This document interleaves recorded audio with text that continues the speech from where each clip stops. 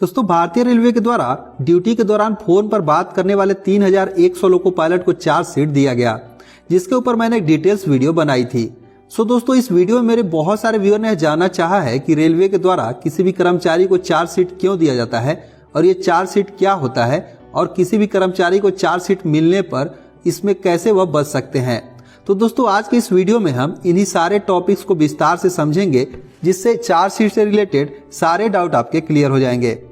दोस्तों हिंदी में charge sheet का मतलब होता है आरोप पत्र, यानी कि कोई भी रेलवे कर्मचारी अपनी ड्यूटी के दौरान कोई गलती करता है और उसकी गलती पकड़ी जाती है, तब यहाँ पर रेलवे के द्वारा उसे चार्ज शीट दिया जाता है। दोस्तों यह नियम जो है रेलवे सर्वेंट अनुशासन एवं अपील एक्ट 1968 के तहत बनाया गया है, जिसमें इस तरीके का कोई भी अगर गलती पाए जाने पर सबसे पहले उन्हें चार्ज शीट ही दिया जाएगा। तो दोस्तों यहाँ पर इस तरीके से कोई भी गलती अगर रेलवे कर्मचारी करता है तो इसके लिए दो कैटेगरी बनाई गई है, जिसमें पहला है माइनर पेनाल्टीज, यानी कि अगर कोई छोटी गलती होती है तब उसे माइनर पेनाल्टीज के अंतर्गत रखा जाता है।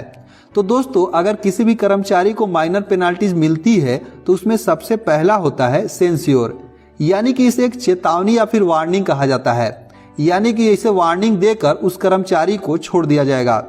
इसमें दूसरा होता है प्रमोशन, यानी कि अगर कोई उसे थोड़ी बड़ी सजा होती है तो उन्हें प्रमोशन वगैरह इनकी रोक दी जाती है।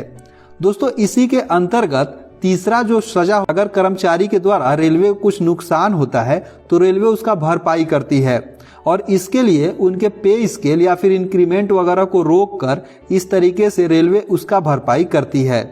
तो दोस्तों इस तरीके से माइनर पेनाल्टीज के अंदर ये तीन कैटेगरी रखे गए हैं। अब दूसरा है मेजर पेनाल्टीज, यानी कि अगर किसी रेलवे कर्मचारी से कोई बड़ी गलती जैसे कि कोई एक्सीडेंट या फिर कदाचार जैसे कोई जिम्मेदारियां तय होती हैं, यानी ऐसी कोई उनसे कोई गलती हो जाती है तो इस तरीके से उसे मेजर पेनाल्टीज के अंतर्गत सजा दी जाती है। तो दोस्तों इसके अंतर्गत जो पहला है इसमें उनके इंक्रीमेंट को बैक कर दिया जाता है या फिर उसके इंक्रीमेंट कभी भी नहीं लगने की सजा दी जाती है। इसमें जो दूसरा है उनके पे स्केल को भी रोक दिया जाता है, इनके पे स्केल में कोई भी रिवीजन नहीं होता है। दोस्तों इसमें तीसरा जो है कंपलसरी रिटायरमेंट का प्रावधान है। अगर मेजर पेनाल्टीज इस तरीके से मिलती है तो उन्हें कंपलसरी रिटायरमेंट भी दी जा सकती है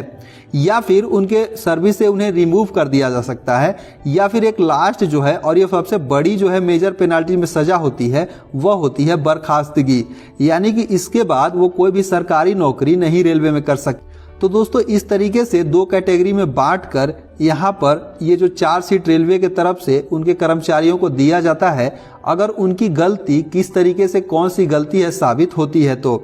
तो दोस्तों अब हम समझते हैं कि अगर किसी भी रेलवे कर्मचारी को इस तरीके से अगर कोई चार्ज शीट मिल जाता है तो उससे यह कैसे यहाँ पर इसका जो है अपील कर सकते हैं। तो दोस्तों इसके लिए अगर बात करें माइनर पेनाल्टीज की तो दोस्तों इसके लिए एक फॉर्म 11 होता है और इस फॉर्म में एक प्रिंटेड फॉर्म होता है, जिसमें कोई भी कर्मचारी अपना नाम पद नाम लिखकर ये सारी डिटेल्स को लिखने के बाद एक कॉलम है जहाँ पर अपना जो है जो भी बचाव में लिखना चाहते हैं उसे लिखकर इसके लिए अपील कर सकते हैं और अपील के लिए 45 दिन के अंदर इस पर उच्च अधिकारी जो भी होंगे विचार करते हैं और अपने स्वविवेक से उस पेनाल्टी को कम कर सकते हैं या खत्म कर सकते हैं। तो दोस्तों माइनर पेनाल्टीज का जो इस तरीके से प्रावधान है वो तो सिंपल होता है, जिसमें एक सिंपल अपील से जो अधिकारी के द्वारा इस तरीके से उन्हें सजा से मुक्त किया जा सकता है। लेकिन दोस्तों मेजर पेनाल्टीज बहुत सारे इसमें समय लग सकते हैं और इसका जो फॉर्म होता है फॉर्म नंबर 5 होता है और इसमें सारी डिटेल्स भरने के बाद इसके लिए पूरी इंक्वायरी ऑफिसर होती है